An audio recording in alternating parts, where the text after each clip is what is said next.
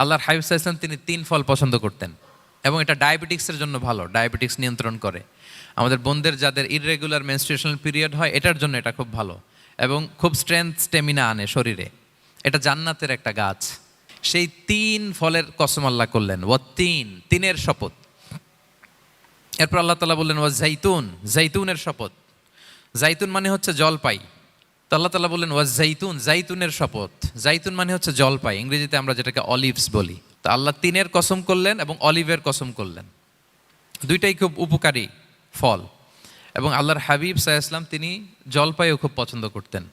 ওনার regular food আইটেমের মধ্যে জলপাই ছিল, অলিভস ছিল। এটা পাহাড়ি এরিয়া, মরুভূমিতে হয়। এবং রাসূল সাল্লাল্লাহু আলাইহি ওয়াসাল্লাম বলেছেন কুলু যাইত ওয়াদ্দাহিনু ফাইন্নাহু মিন শাজারাতিন মুবারাকা, তোমরা অলিভ অয়েল এটা খেও এবং এটা গায়ে মালিশ করো, কেননা এটা বরকতময় একটা গাছের ফল। এ সূরার শুরুতে আল্লাহ তাআলা 4টা কসম করেছেন, ওয়াত্তিনি ওয়াজ্জাইতুনি ওয়াতুরি সিনিনা ওয়া হাযাল বালাদিল আমিন। তিনের কসম, ওয়াজ্জাইতুন, জাইতুনের কসম, ওয়াতুরি সিনিন, সিনাই পর্বতের কসম, ওয়া হাযাল বালাদিল আমিন, আর এই নিরাপদ শহরের কসম। তো 4টা শপথ করেছেন বা আল্লাহ তাআলা কসম করেছেন। কসম দিয়ে আল্লাহ তাআলা কোরআনের অনেক সূরা শুরু করেছেন। যেমন একটা সূরায় আল্লাহ ফজরের সময়ের কসম করেছেন, আল্লাহ বলেছেন ওয়াল ফাজর। আল্লাহ আকাশের কসম করেছেন ওয়াসসামা ইযাতিল বুরুজ।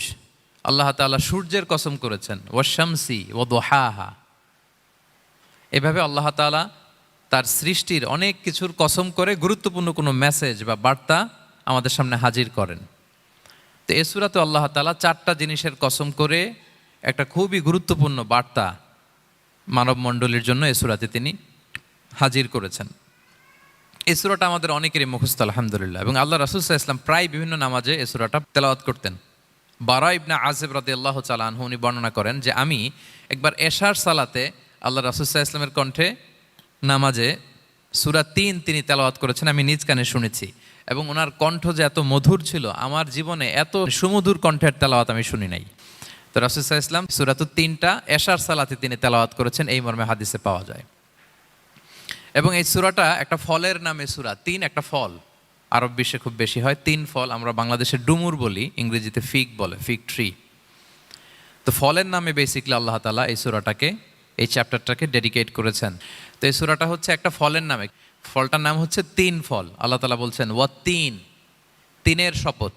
আল্লাহ বলেন ওয়াত্তিনি ওয়াজ্জাইতুন, তিনের শপথ আর জাইতুনের শপথ। এরপর আল্লাহ তাআলা বললেন ওয়াতুরি সিনিন, সিনাই পর্বতের শপথ। প্রথমে 2টা ফলের শপথ করলেন, এবার একটা পাহাড়ের শপথ করতেছেন। আপনারা কি তুর পাহাড়ের নাম শুনেছেন? হ্যাঁ, শুনেছেন। এই সিনাই পর্বত দ্বারা তুর পাহাড় উদ্দেশ্য। এটা মিশরের একটা পাহাড়, অনেক উঁচু, 2285 মিটার উঁচু। ওইটার নিচে আছে মুকাদ্দাসে তুয়া, যেখানে মুসা আলাইহিস সালামকে আল্লাহ তাআলা জুতা খুলতে বলেছিলেন, ফাখলা না আলাইকা ইন্নাকা বিল ওয়াদিল মুকাদ্দাসে তুয়া, হে মুসা তুমি পবিত্র উপত্যকায় এসেছো, জুতা খুলো। তো ওখানে সব ধর্মের লোকেরা যায়, সব ধর্মের লোকদের জন্য তীর্থস্থান, মুসলিম, জুইশ, খ্রিস্টিয়ান সবাই যায়। এটা সিনাই একটা এলাকা আছে মিশরের, north south Sinai, north Sinai, এটা সাউথ সিনাইতে অবস্থিত। তো নিচে একটা খ্রিস্টানদের প্রাচীন গির্জা আছে, সেন্ট ক্যাথেরিনা গির্জা। সেখান থেকে চলতে চলতে আপনাকে উপরে যেতে হবে, ফজরের পরে আবার চলে আসতে হবে, তা না হলে দুপুরবেলায় 10টা-11টার দিকে এমন সূর্যের প্রখর তাপ ওই পাথরের মধ্যে লাগে, ওখানে আর থাকা যায় না।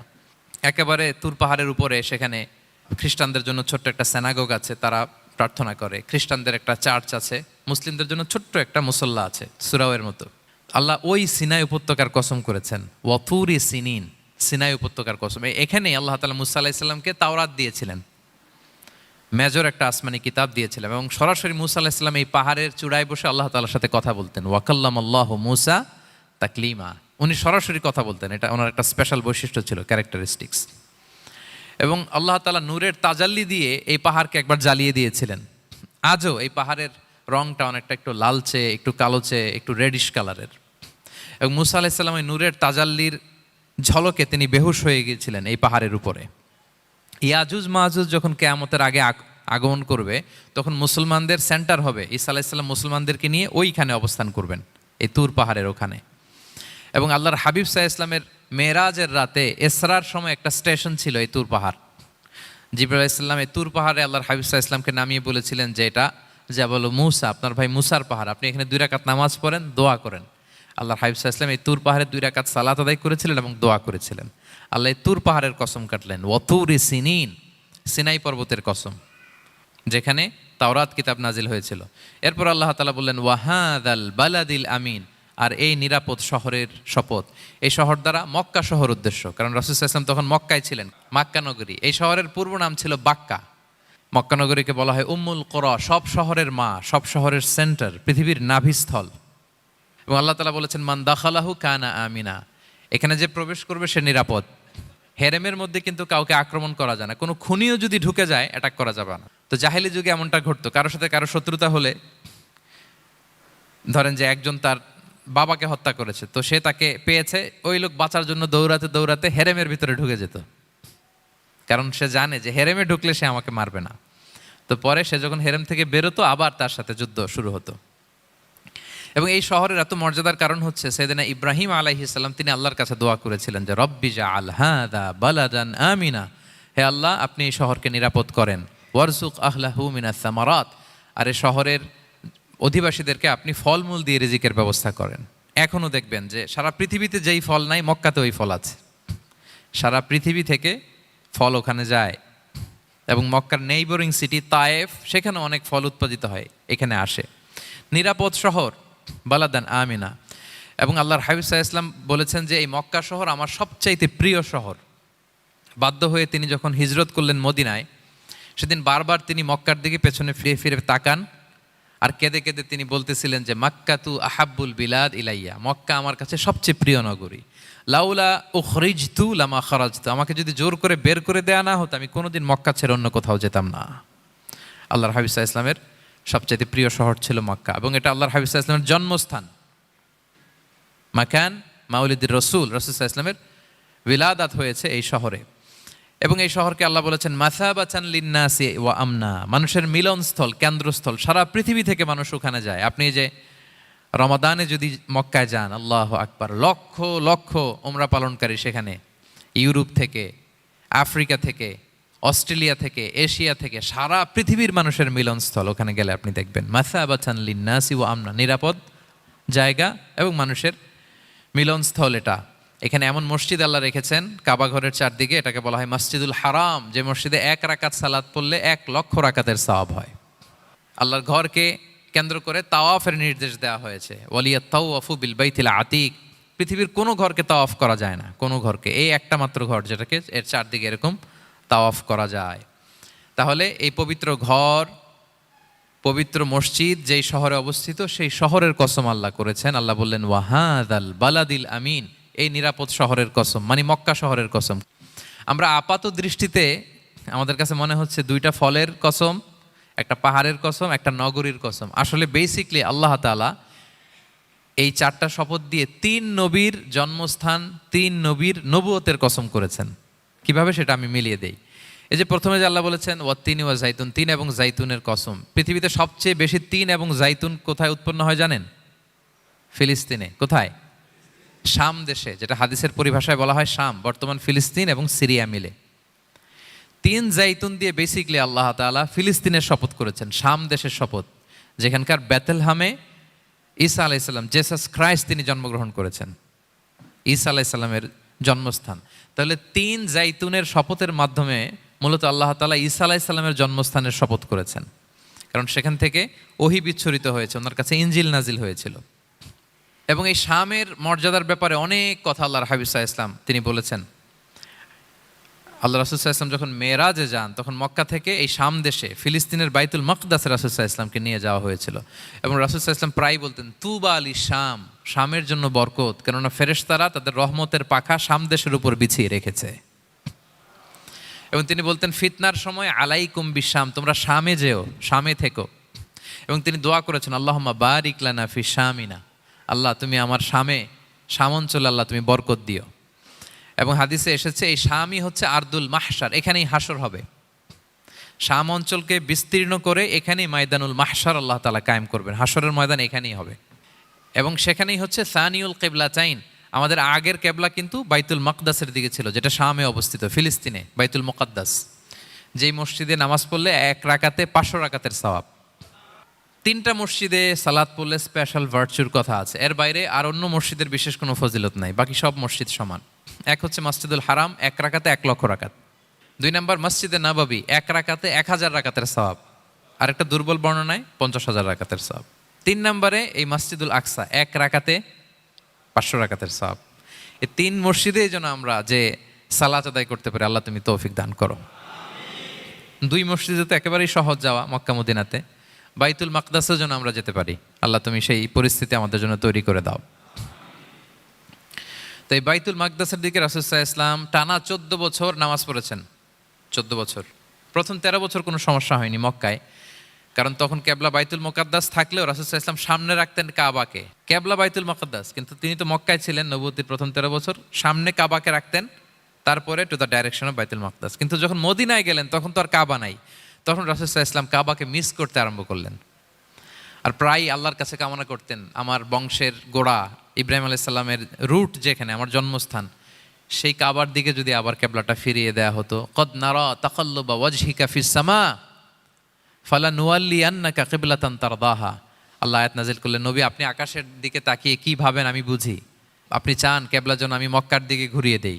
আল্লাহ তাআলা ঘুরিয়ে দিলেন। আল্লাহ বলেন ফাওয়াল্লি ওয়াজহাকা শাতরাল মসজিদিল হারাম, এখন থেকে মসজিদুল হারামের দিকে আপনি টু দ্য ডাইরেকশন অফ কেবলা নামাজ পড়বেন। কেবলা চেঞ্জ হয়ে গেল। তো মদিনায় যে 16-17 মাস আর মক্কায় 13 বছর, মোট 14 বছর আল্লাহর হাবিব সাল্লাল্লাহু আলাইহি ওয়াসাল্লাম এই মসজিদুল আকসার দিকেই হয়েই তিনি নামাজ পড়েছেন। এটা আমাদের আগের কেবলা ছিল। এবং শেষে কিয়ামতের আগে যে মালহামার যুদ্ধ হবে, তখন রাসূল সাল্লাল্লাহু আলাইহি ওয়াসাল্লাম বলেছেন মালহামার যুদ্ধের সময় মুসলমানদের ফুস্তাদ বা তাবু হবে, শিবির হবে এই ফিলিস্তিনের দামেস্কের পাশে আল গৌতা নামে এক জায়গা আছে, ওই গৌতাতে। এবং ঈসা আলাইহিস সালাম এসে যে দাজ্জালকে হত্যা করবেন সেটাও ওই শামে। ফিলিস্তিনের বাবুল লুদ এখনো একটা জায়গা আছে, ওই জায়গাটার নাম এখনো বাবুল লুদ, ওখানে তিনি দাজ্জালকে হত্যা করবেন। এবং সেখানে একটা সাদা মিনারা আছে, ফেরেশতার পাখায় ভর করে ঈসা আলাইহিস সালাম তখন সেখানে নেমে আসবেন। ওই ফিলিস্তিনের ওই শাম দেশের ওই মিনারার পাশে তিনি এসে পৃথিবীতে তিনি নজুল করবেন, নজুল ঈসা আলাইহিস সালাম। তো 3 এবং জাইতুনের কসম করে বেসিকলি আল্লাহ তাআলা ঈসা আলাইহিস সালামের জন্মস্থানের কসম করেছেন। কারণ 3 এবং জাইতুন, ডুমুর এবং জলপাই, অলিভ কোন দেশে বেশি হয়? শাম দেশে। আওয়াজ করে বলেন কোন দেশে? বর্তমান ফিলিস্তিন এবং সিরিয়া, এবং ওই ভূখণ্ডে আল্লাহ নবী ঈসা আলাইহিস সালামের জন্মস্থান। তাহলে এই 2 ফলের কসম করে বেসিকলি আল্লাহ তাআলা ঈসা আলাইহিস সালামের জন্মস্থানের কসম করেছেন। ওনার প্রতি নাজিল হওয়া যে তাওরাত ইনজিল গ্রন্থ, এই রেভেলেশনের কসম করেছেন। আচ্ছা, এরপরে ওয়াতুরি সিনিন, সিনাই পর্বতের কসম। সিনাই পর্বত বা তুর পাহাড় হচ্ছে মিশরে অবস্থিত, আর মিশর হচ্ছে মুসা আলাইহিস সালামের জন্মস্থান। কার জন্মস্থান? মুসা আলাইহিস সালামের জন্মস্থান। তাহলে ওয়াতুরি সিনিন, তুর পাহাড়ের কসম বুঝিয়ে আল্লাহ তাআলা মূলত মুসা আলাইহিস সালামের জন্মস্থানের কসম করেছেন, যেখানে তাওরাত নাজিল হয়েছে। এরপরে ওয়াহাদাল বালাদিল আমিন, এ নিরাপদ শহর বলে আল্লাহ তাআলা মক্কা শহরকে বুঝিয়েছেন। আর মক্কা কার জন্মস্থান বলেন তো? মুহাম্মদুর রাসূলুল্লাহ সাল্লাল্লাহু আলাইহি ওয়াসাল্লাম, সাইয়্যিদুল মুরসালিন, খাতামুন নবিয়্যিন, রাহমাতাল লিল আলামিন, হাবিবুল্লাহ মুহাম্মদুর রাসূলুল্লাহ সাল্লাল্লাহু আলাইহি ওয়াসাল্লামের জন্মস্থান। তাহলে এই 4টা আয়াতে 4টা শপথের মধ্য দিয়ে মূলত আল্লাহ তাআলা ঈসা আলাইহিস সালামের জন্মস্থান, মুসা আলাইহিস সালামের জন্মস্থান এবং মুহাম্মদ সাল্লাল্লাহু আলাইহি ওয়াসাল্লামের জন্মস্থান, যেই 3টা এলাকায় ভূখণ্ডে 3টা মেজর ওহী নাজিল হয়েছে। এক তো ঈসা আলাইহিস সালামের কাছে নাজিল হয়েছে ইনজিল কিতাব, আরেকটা হচ্ছে তাওরাত। তাওরাত এমন কিতাব যে কিতাব দিয়ে হাজার হাজার নবীরা ফয়সালা করেছেন। বনি ইসরাইলের অনেক নবীর উপর কোনো কিতাব নাজিল হয়নি, তার মানে তারা রসুল ছিলেন না, তারা নবী। তারা সব কিছু তাওরাত দিয়েই ফয়সালা করতেন। আর রাসূল সাল্লাল্লাহু আলাইহি ওয়াসাল্লামের উপর কোরআন নাজিল হয়েছে। তার মানে প্রথম 4টি শপথ দিয়ে বেসিকলি ইনজিলের শপথ, তাওরাতের শপথ এবং কোরআনের শপথ। বুঝতে পেরেছেন সবাই? আল্লাহ ওহির শপথ করেছেন। দেখেন, ফল, পাহাড়, নগরী মাড়িয়ে সারা পৃথিবী ঘুরিয়ে আপনাদেরকে শেষ পর্যন্ত ইনজিল, তাওরাত এবং কোরআনে নিয়ে আসছেন, আমার সাথে আসছেন। হ্যাঁ, এই রেভেলেশনের শপথ আল্লাহ করেছেন। তাহলে ওয়াত্তিনি ওয়াজাইতুনি ওয়াতুরি সিনিনা ওয়াহাদাল বালাদিল আমিন, এই 4 আয়াতে 4টা শপথের মধ্য দিয়ে মূলত আল্লাহ তাআলা আসমান থেকে নাজিল হওয়া যে ওহী, এই ওহীর শপথ অথবা ওহী যেই ভূখণ্ডে নাজিল হয়েছে সেই ভূখণ্ডগুলোর শপথ করে আল্লাহ একটা গুরুত্বপূর্ণ কথা বলবেন। সেটা কি? আল্লাহ তাআলা বললেন লাকাদ খালাকনাল ইনসানা ফি আহসানি তাকওয়িম, আর আমি মানুষকে অত্যন্ত চমৎকার অবয়বে সৃষ্টি করেছি, চমৎকার গঠনে, চমৎকার স্ট্রাকচারে, ডিজাইনে সৃষ্টি করেছি। মানুষের দৈহিক অবকাঠামো গঠন এটা যেমনি চমৎকার, মানুষের ইন্টেলেকচুয়াল কাঠামো এটা চমৎকার, মানুষের আচরণগত যে বিহেভিয়ারাল ট্রেটস, ক্যারেক্টারিস্টিক্স এটাও চমৎকার। প্রত্যেক দিক থেকে আল্লাহ তাআলা নান্দনিকভাবে মানুষকে তিনি তৈরি করেছেন। আমরা যদি দেহের কথা বলি, হিউম্যান অ্যানাটমি নিয়ে যাদের ধারণা আছে, আপনি শুনলে অবাক হবেন, এত জটিলভাবে আমাদের দেহটা ফাংশন করে। ঠিক যেই মুহূর্তে আমি কথা বলতেছি, আমার ব্রেইন সচল, আমার নার্ভ সিস্টেম সচল, হেয়ারিং সিস্টেম, স্মেলিং সিস্টেম, আমার এই যে হার্ট সচল, সিস্টোলিক ডায়াস্টোলিক অলিন্দ নিলয় হচ্ছে, আমার লাং কাজ করতেছে, কিডনি ইজ ওয়ার্কিং পারফেক্টলি, সব কিছু কাজ করতেছে। এত সূক্ষ্মভাবে আমাদের দেহটা কাজ করে, এটাকে ইংরেজিতে বলে মরফোলজি, আকৃতি সংক্রান্ত যে বিদ্যা। এটা নিয়ে যদি আপনি দেখেন যে মানুষের হাত কিভাবে কাজ করে, মানুষের পা কিভাবে কাজ করে, মানুষের হিউম্যান ব্রেইন কিভাবে কাজ করে, আপনি অবাক হবেন। এবং আল্লাহর যে সেট আপ, লাকাদ খালাকনাল ইনসানা ফি আহসানি তাকওয়িম, নিশ্চয় আমি মানব জাতিকে চমৎকার অবয়বে তৈরি করেছি। আপনি যদি অবয়বটা দেখেন, আমাদের স্ট্রাকচার, এর চেয়ে সুন্দর করে আর তৈরি করা যেত না, এর চেয়ে সুন্দর আর হতে পারে না। যেখানে যা দেয়ার, মাথার চুল থেকে পায়ের নখ পর্যন্ত, আপনি একটা ডিজাইনে, স্ট্রাকচারে, সেট আপে আপনি ভুল ধরতে পারবেন না। যেখানে যেটা দরকার, আপনি একটু খেয়াল করে দেখেন যে এই যে আমাদের চোখ, চিকিৎসা বিজ্ঞান বলতেছে যে মানুষ 10 মিলিয়নেরও বেশি রং শনাক্ত করতে পারে। Human eyes can identify more than 10 million colours. 10 মিলিয়নেরও বেশি রং আমরা আমাদের চোখ দিয়ে শনাক্ত করতে পারি। সুবহানাল্লাহ, সুবহানাল্লাহ বিহামদি। আচ্ছা, চোখের সেট আপটা একটু যদি খেয়াল করেন, দেখেন আমার এই চোখ এখানে না থাকে, এটা যদি জাস্ট 2 ইঞ্চি উপরে এখানে হইতো, এইটা যদি কপালে যদি আমাদের চোখ হইতো, কি অবস্থা হইতো বলেন তো? সিজদা দিতে পারতেন আল্লাহকে? বলেন, দিতে পারতেন? আচ্ছা, আমরা কিছু খাওয়ার সময় আমরা কি করি, ওইটা ভালো আছে কিনা, পচে গেল কিনা, স্মেলটা আগে দেখি, তারপরে খাই। দেখেন কত চমৎকার সেট আপ। একটু খেয়াল করেন, এই নাকের সেট আপ যদি এইখানে না থাকে, আমাদের নাক যদি পেছনে থাকতো, খাওয়ার সময় খাবারটা বাসি কিনা, ভালো আছে কিনা কি করতেন? লাকাদ খালাকনাল ইনসানা ফি আহসানি তাকওয়িম। আচ্ছা দেখেন, এই যে আমরা কান দিয়ে শুনি, এই যে কান পেঁচানো, মনে করেন না যে এমনি এমনি পেঁচানো, এই পেঁচানো, এটাই পথ না থাকলে আমরা শুনতেই পেতাম না। এটা এমনভাবে সেট আপ করা, এটাই ইথারে ভাষা তরঙ্গকে এয়ার ড্রামের ভেতরে সুন্দরভাবে ইনপুট করে, নাহলে আমরা শুনতে পেতাম না। আপনার এই কান কেটে ফেলে দিলে আপনি শুনতে পারবেন না। এটা এইভাবেই যেতে হবে, সুরঙ্গটা এইভাবে তৈরি হইতে হবে। আচ্ছা দেখেন, আপনার কান, এই কান যদি এইখানে না থেকে আপনার ডান বগলের নিচে হইতো, বাম কান যদি বাম বগলের নিচে হইতো, তাহলে কি হইতো বলেন? আজকে আমার ওয়াজ কিভাবে শুনতেন বলেন দেখি, কিভাবে শুনতেন? বুদ্ধি আছে বলে যে হুজুর এইভাবে শুনতাম। সুবহানাল্লাহ, সুবহানাল্লাহ, লাকাদ খালাকনাল ইনসানা ফি আহসানি তাকওয়িম। আমি মানুষকে সবচেয়ে সুন্দর সর্বোত্তম গঠনে তৈরি করেছি। দেখেন, কান দুটো ওইখানে থাকলে কথা শুনতে হইলে হাত উঁচু করে রাখা লাগতো। আল্লাহ, আপনি একটা একটা অঙ্গ দেখেন, ঠিক যেখানে যেটা যেভাবে সেট করা দরকার, আল্লাহ তাআলা দয়া করে অনুগ্রহ করে ঠিক সেভাবে তিনি সেট করেছেন। আমাদের চেহারার মধ্যে দেখেন, এক একজনের এক এক রং। ওয়াখতিলাফু আলসিনাতিকুম ওয়া আলওয়ানিকুম ইন্না ফি যালিকা লাআয়াতুন লিল আলিমিন। আল্লাহ বলেন, তোমাদের ভাষার ভিন্নতা দিয়েছি, তোমাদের গায়ের রঙের ভিন্নতা, একজনের চেহারার সাথে আরেকজনের মিল নাই, একজনের ফিঙ্গারপ্রিন্টের সাথে। আয়াহসাবুল ইনসানু আল্লান নাজমাআ ইযামা বালা কাদিরিনা আলা আন নুসাউইয়া বানানা। মানুষ ভেবেছে সে মারা গেলে তাকে আমি তার অস্থি, মজ্জা, হাড়, গোশত, চামড়া জোড়া লাগাতে পারবো না। আরে তার আঙ্গুলির অগ্রভাগ পর্যন্ত আমি সুবিন্যস্ত করে আমার কাছে রেখে দিয়েছি, ফিঙ্গারপ্রিন্ট। আমাদের ফিঙ্গারপ্রিন্টগুলো আল্লাহর কাছে সংরক্ষিত, একজনের ফিঙ্গারপ্রিন্টের সাথে আরেকজনেরটা মিলে না। এই যে আমার 10 আঙ্গুলে 10টা ফিঙ্গারপ্রিন্ট, পায়েরগুলো হচ্ছে ফুটপ্রিন্ট, একটার সাথে আরেকটা মিলে। আমার এটার সাথে এটা মিলবে বলেন? আমার সাথে আপনারটা মিলবে?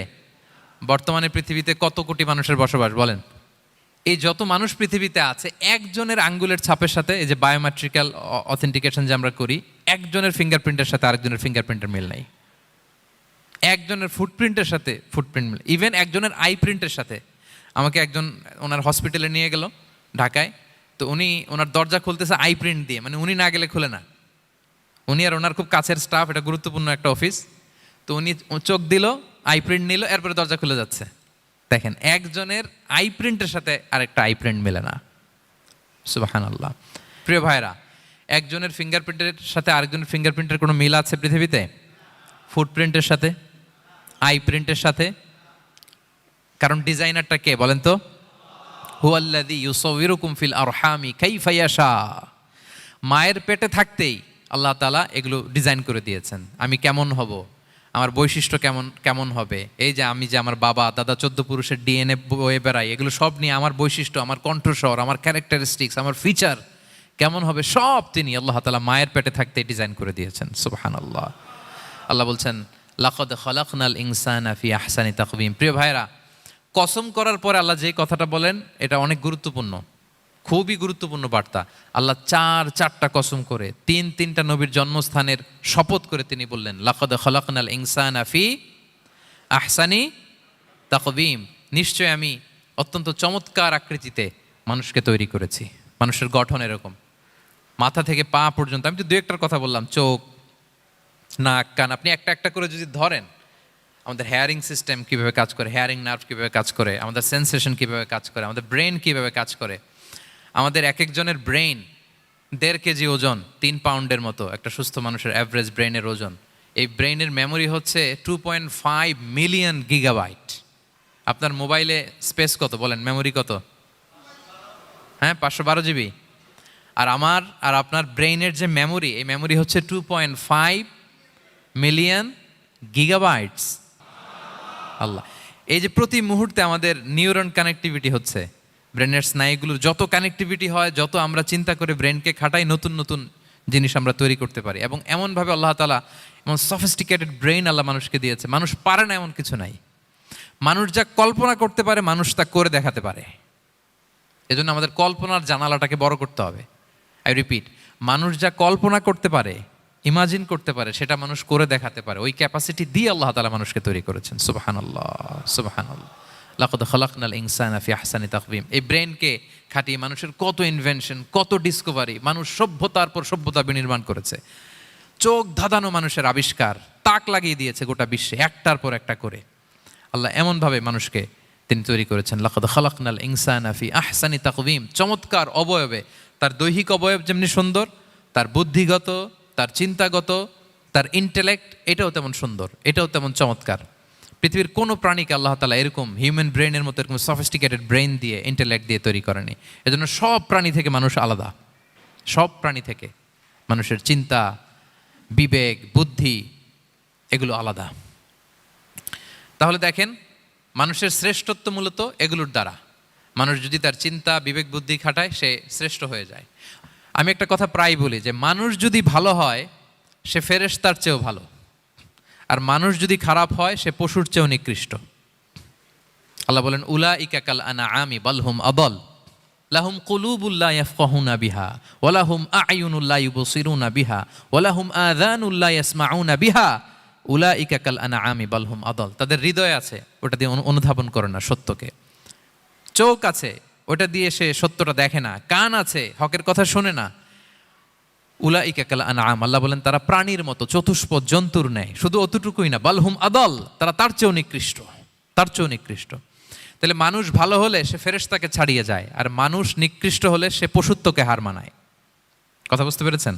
মানে আমরা ভালো হলে সবচেয়ে ভালো, খারাপ হলে সবচেয়ে খারাপ। একটা পশু আর একটা পশুকে হত্যা করে কেটে 20 টুকরা করছে, এরকম কোনো নিউজে আসছে কোনো দিন?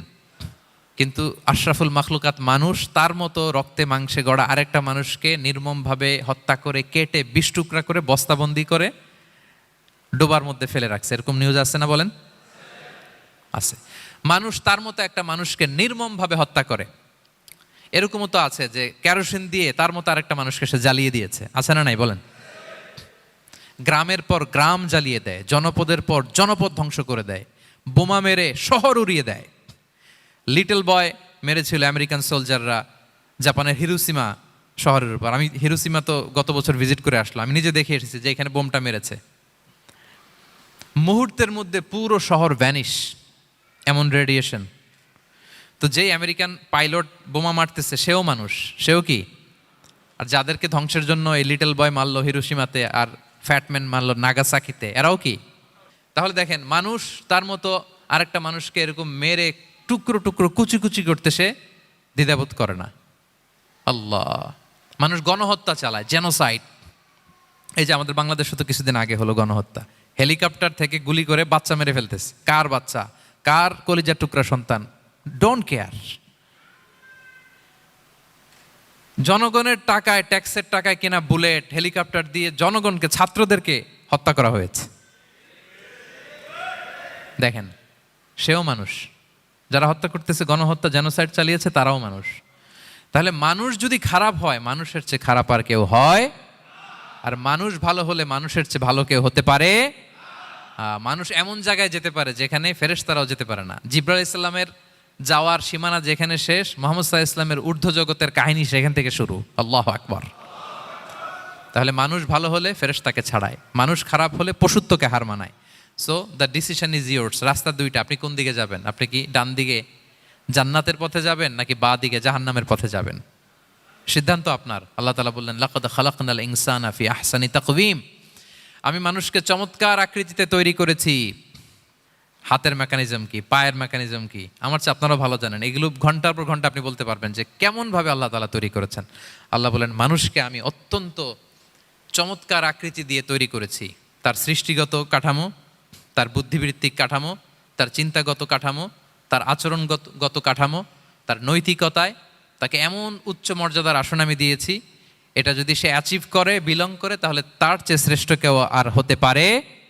কিন্তু আল্লাহর দেয়া এই ক্যাপাসিটিগুলো, এই নেয়মাগুলো যদি সে অ্যাকসেপ্ট না করে, সে যদি পশুত্বের পথে হাঁটে, সে যদি শয়তানের দেখানো পথে হাঁটে, তাহলে সে এত নিচে যাবে, অন্য কেউ আর এত নিচে যেতে পারে না।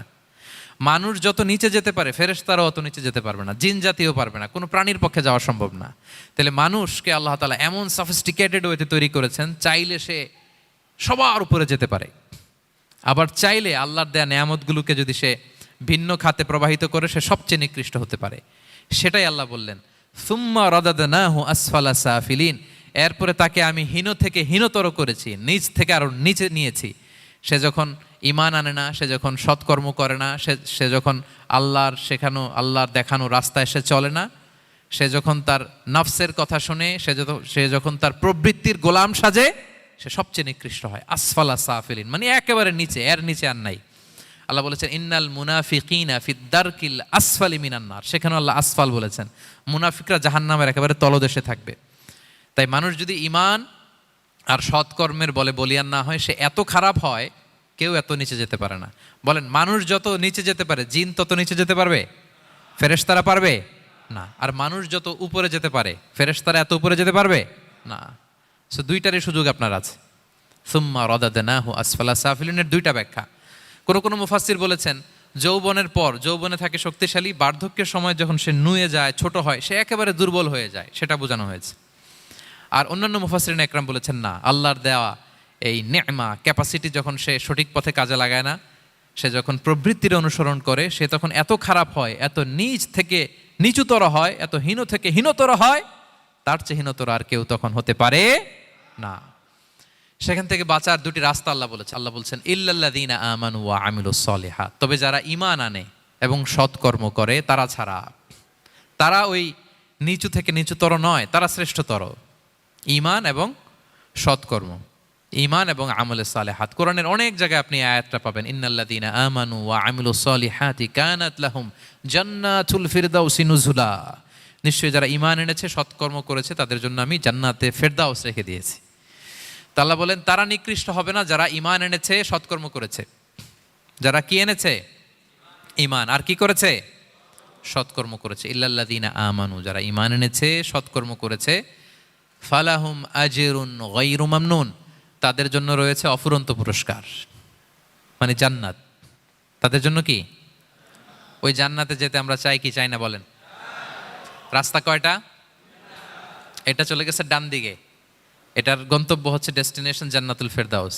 আর এটা শয়তানের পথ, এটা আপনার প্রবৃত্তির দেখানো পথ, এটা চলে গিয়েছে জাহান্নামে। So now the decision is years. আপনার ডিসিশন, কোন দিকে যাবেন, ডানে না বায়ে? জান্নাতে না জাহান্নামে? জান্নাতে যেতে চাই আমরা।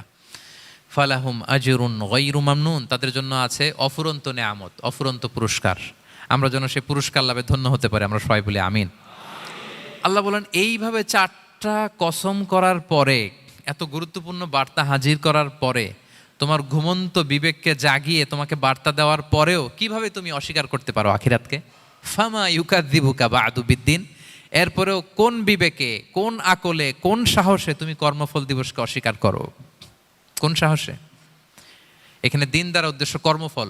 ভালো করলে যে ভালো পাবে, খারাপ করলে যে খারাপ পাবে, দিনের অনেক অর্থ, এটার তাফসিরে গেলে সময় কুলাবে না। ফামা ইউকাযযিবুকা বা'দু বিদ্দিন, এরপরেও কর্মফলকে অস্বীকার করার সাহস তুমি কোত্থেকে পাও? কিসে তোমাকে উদ্বুদ্ধ করে কর্মফল দিবসকে অস্বীকার করতে? আলাইসাল্লাহু বিআহকামিল হাকিমিন, আল্লাহ তাআলা কি শ্রেষ্ঠ বিচারক নন? সূরা আবু দাউদে আল্লাহর হাবিব সাল্লাল্লাহু আলাইহি ওয়াসাল্লাম বলেন, কেউ যদি সূরাতুত তিন তেলাওয়াত করে, করতে করতে যদি শেষ আয়াতে চলে আসে, আর সে যখন পড়ে আলাইসাল্লাহু বিআহকামিল হাকিমিন, আল্লাহ তাআলা কি শ্রেষ্ঠতম বিচারকদের মধ্যে সর্বশ্রেষ্ঠ বিচারক জাজ নন, তখন সে যেন উত্তর দেয়, এটা তো আল্লাহর প্রশ্ন। আলাইসাল্লাহু বিআহকামিল হাকিমিন, আল্লাহ আমাদেরকে প্রশ্ন ছুড়ে দিয়েছেন যে আল্লাহ তাআলা কি শ্রেষ্ঠ বিচারক নন? তখন যে তেলাওয়াত করে সে যেন বলে বালা বালা ওয়া আনা আলা যালিকা মিনাশ শাহিদিন। বালা মানে অবশ্যই, হ্যাঁ আল্লাহ অবশ্যই আপনি শ্রেষ্ঠ বিচারক, আর আপনি যে শ্রেষ্ঠতম বিচারকের সাক্ষী আমি দিচ্ছি, এই ঘোষণা আমি দিচ্ছি। পড়েন সুবহানাল্লাহ। আপনি দেখবেন মসজিদুল হারামে, হারামাল মাক্কিতে যখন তেলাওয়াত করে ইমাম সাহেবরা, এই আয়াতের পরেই যদি রুকুতে যায় দেখবেন ফিস ফিস করে বলে যে বালা বালা ওয়া আনা আলা যালিকা মিনাশ শাহিদিন। আমি নিজে শুনেছি, দেখবেন ওনার এটা পরে, কারণ আল্লাহ এখানে প্রশ্ন ছুড়ে দিয়েছেন, আর উত্তর হিসেবে বলতে হবে বালা ওয়া আনা আলা যালিকা মিনাশ শাহিদিন, আল্লাহ অবশ্যই আপনি শ্রেষ্ঠ বিচারক। আল্লাহর চাইতে শ্রেষ্ঠ বিচারক আর হতে পারে? আমরা কত লাকি যে আল্লাহর আহকামুল হাকিমিন হিসেবে বিচারক পেয়েছি। হ্যাঁ, আমাদের বিচার যদি অন্য কেউ করতো, নিজেরা যদি নিজেদের, আল্লাহ যদি বলতো তোরটা বিচার তুই কর আর তোরটা তুই কর, কি অবস্থা হইতো বলেন? যার সাথে যার শত্রুতা আছে ওইখানে দেখাই দিত। কিন্তু আমরা বিচারক হিসেবে পেয়েছি কাকে? আল্লাহ কি পার্সিয়ালিটি করবে বিচারে? স্বজনপ্রীতি করবে? কারো উপর জুলুম করবে? কাউকে ঠকাবে? আল্লাহ বলেন ওয়ামা আনা বিযাল্লামিল লিল আবিদ, আমি কখনো আমার বান্দার উপর জুলুম করি না, জুলুম করি না। ওয়ানাদাউল মাওয়াজিনাল কিসতা লিয়াউমিল কিয়ামা, কিয়ামতের দিন আমি মিজান নামে এমন এক ন্যায় বিচারের মানদণ্ড স্থাপন করব, ফালা তুযলামু নাফসুন শাইআ, এক বিন্দু পরিমাণ কেউ মাজলুম হবে না, এক বিন্দু পরিমাণ কেউ মাজলুম হবে না। এজন্য দুনিয়াতে যদি বিচার না পান, আল্লাহর দরবার বিচারটা দিয়ে রাখেন, সেদিন বিচার হবে। আহকামুল হাকিমিন আপনারা ঠকাবে না। দুনিয়াতে বিচার পান নাই, মাজলুম হয়েছেন, মানুষ ভুল বুঝছে, কেউ আপনারে ঠিকমতো বুঝে নাই, আপনার কথাটা কাকে বলবেন? বিপদে পড়লে ক্রাইসিস মোমেন্টে কাকে শেয়ার দিবেন? না ফেসবুকে শেয়ার দিবেন?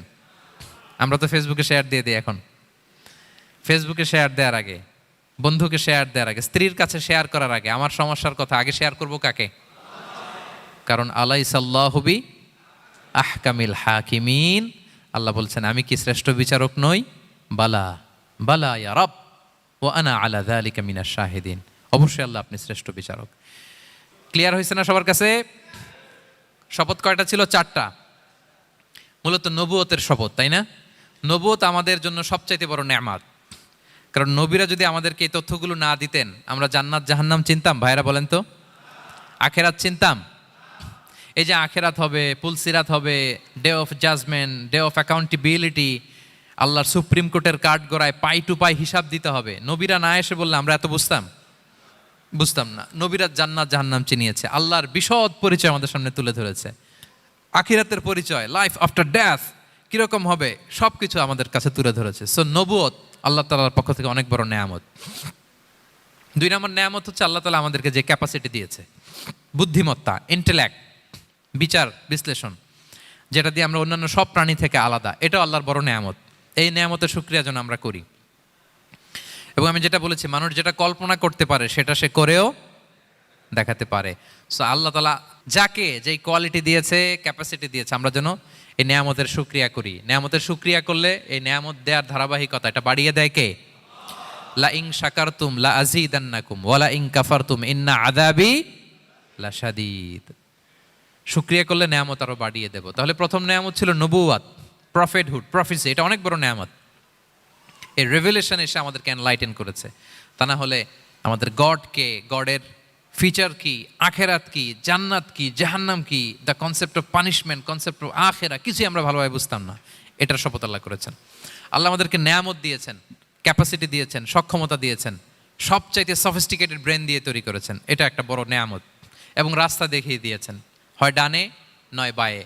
এবং তিনি আশ্বাস দিয়েছেন যে তোমাদেরকে সঠিক ফায়সালার মাধ্যমে বিচার করা হবে সেদিন। তাই আমাদের বিপদে আপদে সব সময় আমরা যেন ফরিয়াদ করি এক মহান সত্তার কাছে। বলুন তো আওয়াজ করে, তিনি কে? আল্লাহর কাছে যেন আমরা ফরিয়াদ করি। আল্লাহ তাআলা আমাদের সবাইকে কথাগুলো বুঝার ও আমল করার তৌফিক দান করুক।